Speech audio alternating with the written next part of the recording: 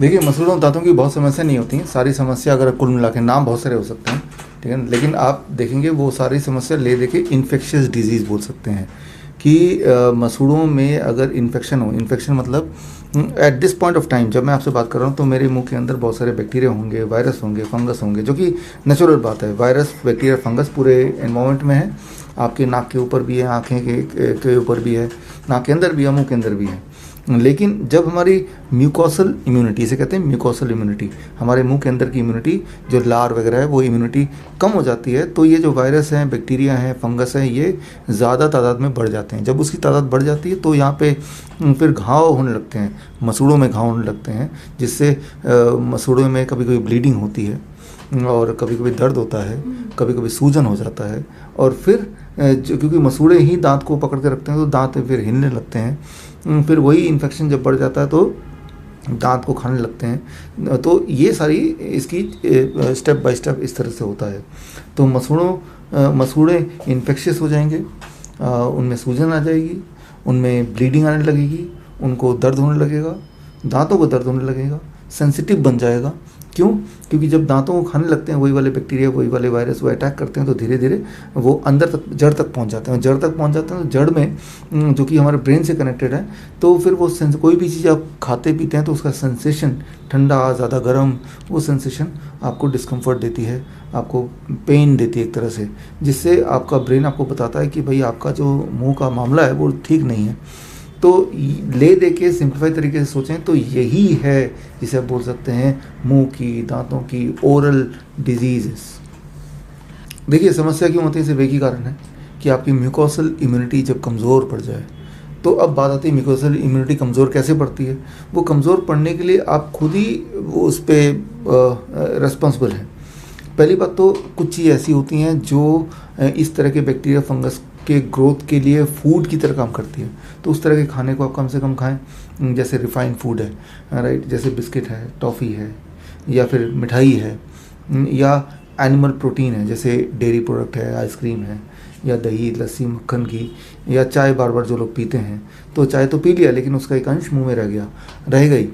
और वो जो है बैक्टीरिया, वायरस एंड फंगस, उनके लिए those are the food, right. और इस तरह की चीज़ें, all kind of packed and refined food, all kind of animal food, all kind of processed food, इनको अगर आप छोड़ दें तो म्यूकोसल इम्यूनिटी थोड़ी बढ़ी रहेगी, नंबर 1। नंबर 2 कि आप जब रात को सोते हैं, मुंह से कुल्ला करना कई बार काफ़ी नहीं होता, तो तब इस तरह के जो बैक्टीरिया को बढ़ावा देने वाले जो फूड है जो आपने खा लिया लेकिन मुंह में रह ही जाता है कुल्ला करने के बाद भी, तो एक बार आपको ब्रश करके सोइए। आप 2 काम कीजिए, अपने लिए खुद टूथ पाउडर बनाइए। नंबर 1 कैसे बनाएंगे, आप नमक लीजिए और हल्दी लीजिए इक्वल पोर्शन में, और फिटकरी का पानी लीजिए, उसमें डाल दीजिए, और उसको लेके अपने हाथ से या ब्रश में लगा के आप ब्रश कीजिए रात को सोने से पहले।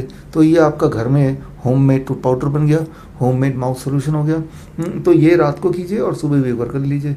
और अगर आपको लगता है नहीं भाई फिर भी इसमें लौंग भी आपको कूट के इसमें मिला सकते हैं, तो ये एक फ्लेवर भी आ जाएगा, आपको अच्छी खुशबू भी आएगी।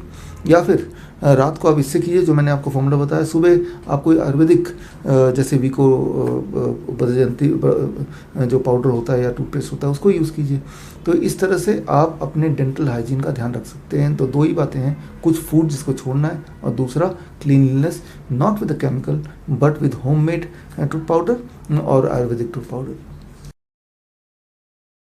मान लो किसी को गम प्रॉब्लम है, जिसे पायरिया बोलते हैं, वो है, या फिर ब्लीडिंग हो रही है, या सूजन हो रहा है, या दांतों में दर्द हो रहा है, या दांत हिल रहे हों। तो देखिए, दांत हिल रहे हैं, 2 चीज़ हो सकती है, या तो दांत हिलते हिलते हिलते अपने आप ही वो टूट के निकल जाएगा, जो कि कई बार पेनफुल भी होता है। छोटे बच्चों के केस में नहीं होता, वो नेचुरल तरीके से निकलता है। बड़े लोगों के जो 18 ईयर्स के ऊपर हैं उनको होगा दर्द, और वो पेनफुल भी होता है। या फिर वो जो हिल रहा है, जड़ें दोबारा उसको दांत को पकड़ लेगी और फिर वो दांत पहले जैसे ही हो जाएगा। 2 ही चीज़ हो सकता है। लेकिन जिस तरह का डाइट एंड लाइफस्टाइल है उसमें ज़्यादा स्वाभाविक है कि वो हिलना बढ़ता रहेगा, पेन बढ़ता रहेगा, और अल्टीमेटली वो दांत टूट के गिर जाएगा। तो that is what is happening. तो आपको क्या करना है, अगर आप चाहते हैं वो हिलने वाला दांत अगर बहुत नहीं हिल रहा है तो वो आपकी मसूड़ें उसको पकड़ लेंगी, बशर्ते कि आप मसूड़ों को प्रॉपर न्यूट्रिशन दें।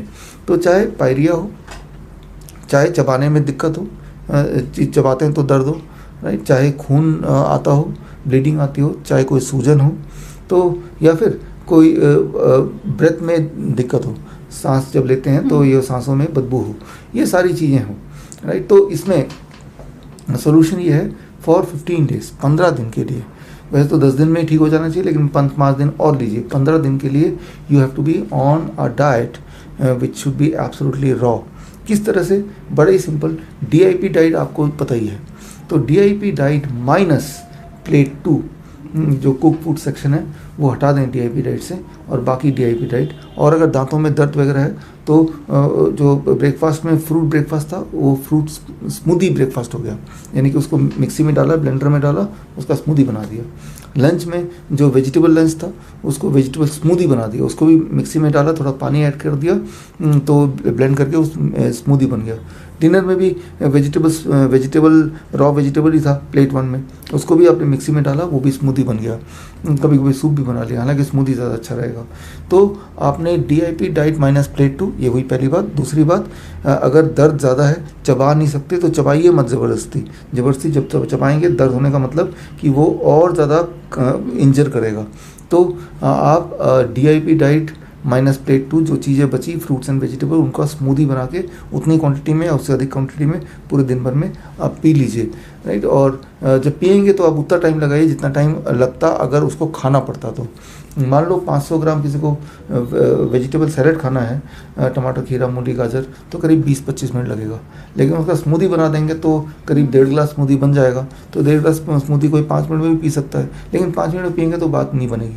उसको धीरे धीरे पीना है, 20-25 मिनट लगा के पीना है। क्योंकि जब आप पियेंगे तो वो जो वेजिटेबल्स हैं, वो जो जूस है, वो जो स्मूदी है, वो आपके पूरे मुंह में घुलेगा और आपके सलाइवा के साथ घुलेगा, उसको इम्यूनिटी बढ़ाएगा और they will fight with the virus. याद रखिए, जो ग्रीन जूस होता है, जैसे पालक का जूस है या रेड जूस होता है, जैसे चुकंदर का जूस है या व्हीट ग्रास का जूस है, जैसे व्हीट ग्रास है, गेहूं के ज्वारे है या पालक है, इसका जूस जब लेंगे तो मुंह में रखिए थोड़ी देर। जैसे आपने एक घूंट लिया, मुंह में रखा करीब 5 सेकंड, फिर उसको निगला।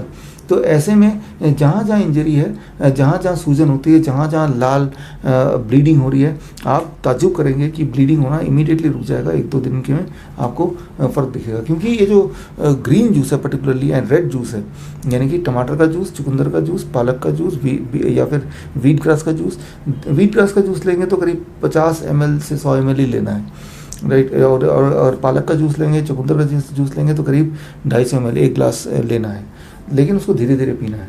तो ये जो जूसेस हैं, these are known as green blood, right. ये भी एक उसके जो जैसे पालक के जूस का या व्हीट ग्रास के जूस का जो केमिकल स्ट्रक्चर है, that is equal to blood with small variation.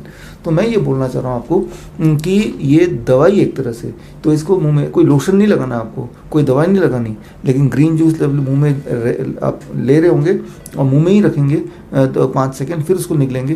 तो जहाँ जहाँ इंजरी है, जहाँ जहाँ इन्फ्लेमेशन है, जहाँ जहाँ घाव है, जहाँ पे बैक्टीरियल इन्फेक्शन अटैक है, उसको वो कम करता जाएगा।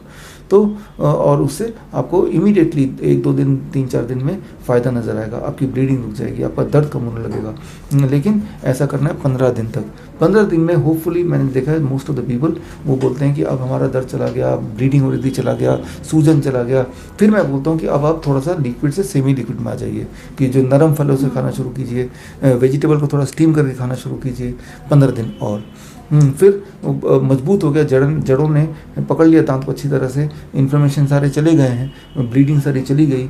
अब आप DIP डाइट में आ जाइए और प्लेट 2 जो आपने छोड़ा हुआ था उसको भी धीरे धीरे इंक्लूड कर लीजिए और इसी डाइट पे रहिए।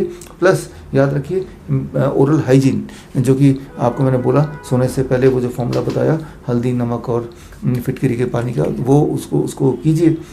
हर्बल टूथपेस्ट यूज़ कीजिए, आयुर्वेदिक टूथपेस्ट यूज़ कीजिए। दिन में 2 बार ब्रश करना है, सुबह भी और रात को सोने से पहले भी। ये सिंपल बातें आप करेंगे तो कभी भी आपको कोई तकलीफ नहीं हो सकती।